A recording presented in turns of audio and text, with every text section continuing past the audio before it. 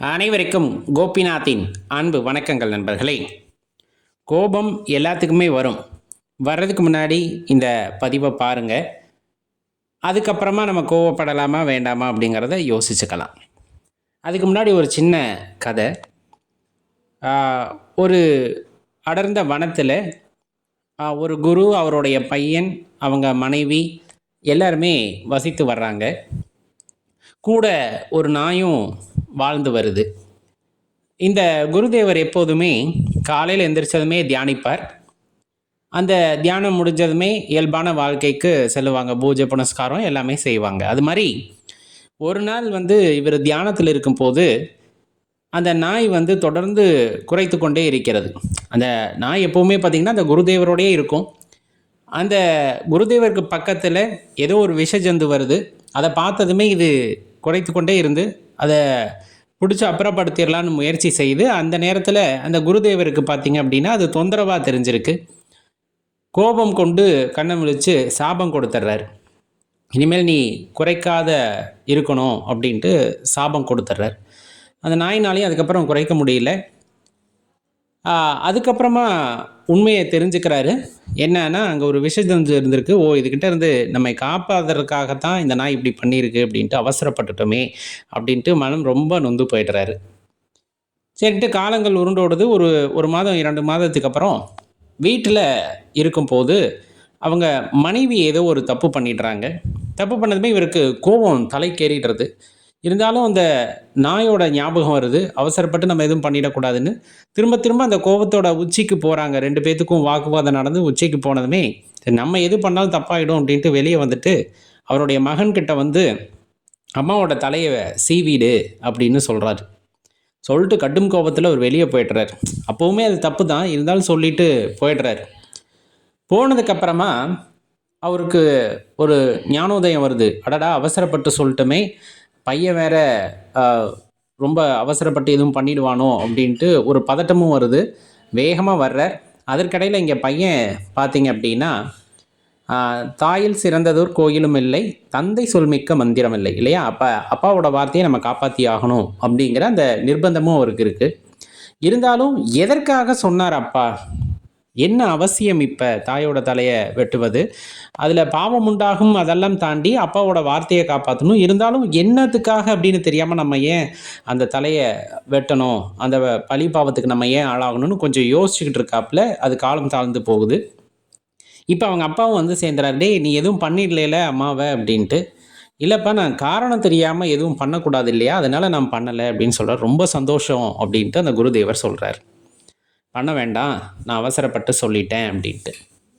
அப்போ தெளிவாக இந்த இடத்துல தெரிந்து கொள்ள வேண்டிய விஷயம், ஒரு விஷயத்தை நம்ம செய்யும் போது யோசிக்காமல் செஞ்சிடறோம் அப்படிங்கும் போது அந்த கோபத்தில் பெரிய மதில் மாதிரி ஆகிடும். நம்மளால் அந்த இடத்துல யோசிக்கவே முடியாது. டக்குன்னு செஞ்சிடறோம்னா அது பிறருக்கு பாதிப்பை உண்டாக்கிவிடும். ஏன், அது நமக்கே கூட பாதிப்பை உண்டாக்கும்.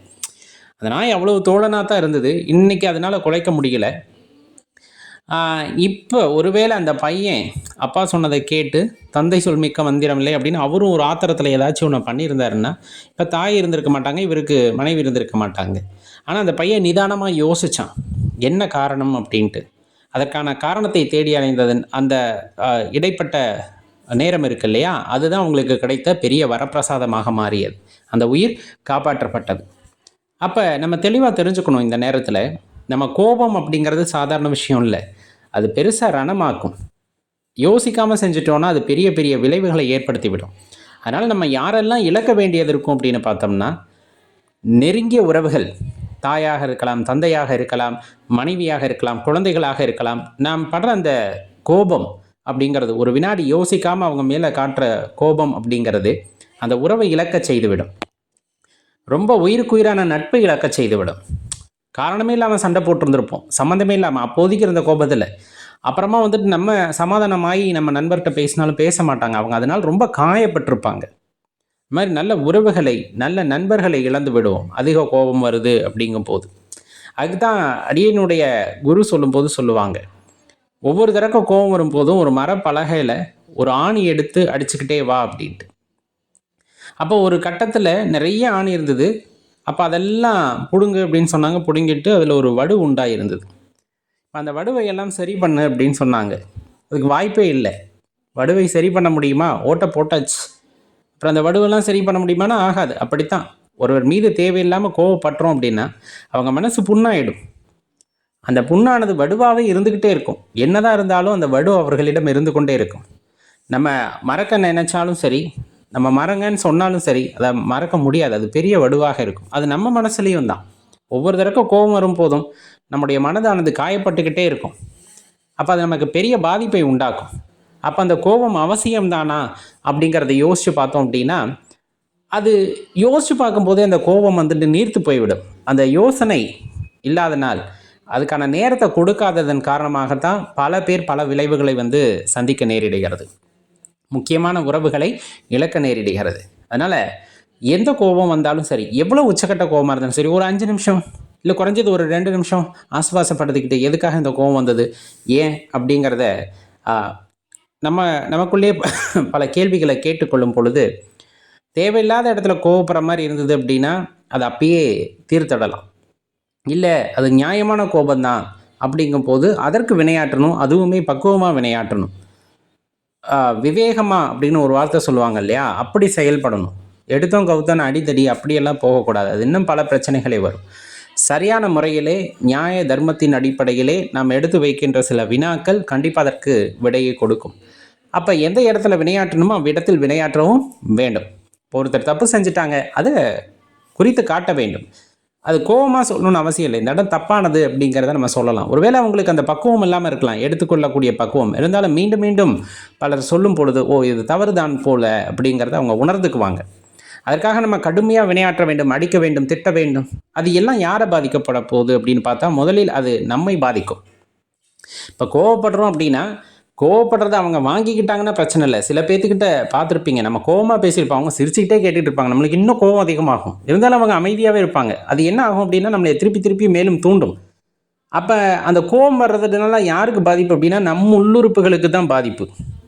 நிறைய உறுப்புகள் அதனால் பாதிப்படையும். ஆனால் அவங்களுக்கு எதுவும் இல்லை. ஏன் அந்த கோபத்தை அவங்க உள்வாங்கிக்க மாட்டாங்க. அவங்க போகிற போக்கில் போயிட்டு இருப்பாங்க. அப்படிப்பட்டவர்களிடம் நாம் ஏன் நம்ம கோபத்தை காமிக்கணும்? அந்த கோபம் ஒரு இடத்துல பலனுள்ளதாக இருக்குது. பலனுள்ளதானா அதுக்கு ஒரு எதிர்வினை இருக்குது கண்டிப்பாக. நம்ம கோவப்பட்டோம்னா அவங்க திருந்துவாங்க, நம்ம கோவப்பட்டால் அவங்க சரியாவாங்க அப்படிங்கிற இடத்துல கோவப்படுறது வேறு.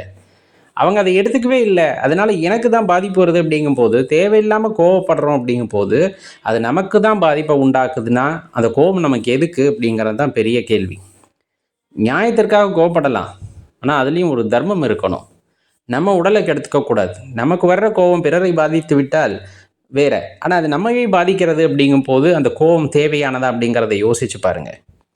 யோசித்த பிறகும் அந்த கோபம் அவசியம் அப்படின்னா இருந்துட்டு போகுது. ஆனால் யோசிக்கும் போது அது தேவையில்லாததாக இருந்திருக்கு அப்படிங்கும்போது அதை பற்றி சற்றே சிந்திக்க வேண்டிய விஷயம் இருக்குது. அனாவசியமாக இதுவரையிலும் யார் மேலேயாச்சும் கோவப்பட்டிருந்தீங்க அப்படின்னா மன்னிப்பு கேட்டால் சரியாயிடும் அப்படிங்கிறது உங்களுக்கு தோணுச்சுன்னா மனசு விட்டு போய் மன்னிப்பு கேட்டுருங்க. தப்பே கிடையாது. உறவுகள் ரொம்ப அதிசயமானது, அற்புதமானது, மீண்டும் கிடைக்காத ஒன்று. அந்த உறவுகளை இழக்காமல் இருக்கணும் அப்படின்னா இந்த மாதிரி கோபங்களை தவிர்த்தல் நல்லது. இது மாதிரி உங்களுக்கு ஏதேனும் அனுபவங்கள் இருந்தால் கீழே கமெண்ட்டில் பதிவு பண்ணுங்கள். அனைவரும் அறிந்து கொள்ளட்டும். மறக்காமல் இந்த வீடியோவை லைக் பண்ணிவிட்டு உங்கள் நண்பர்களோட பகிர்ந்துக்குங்க. நன்றி, வணக்கம்.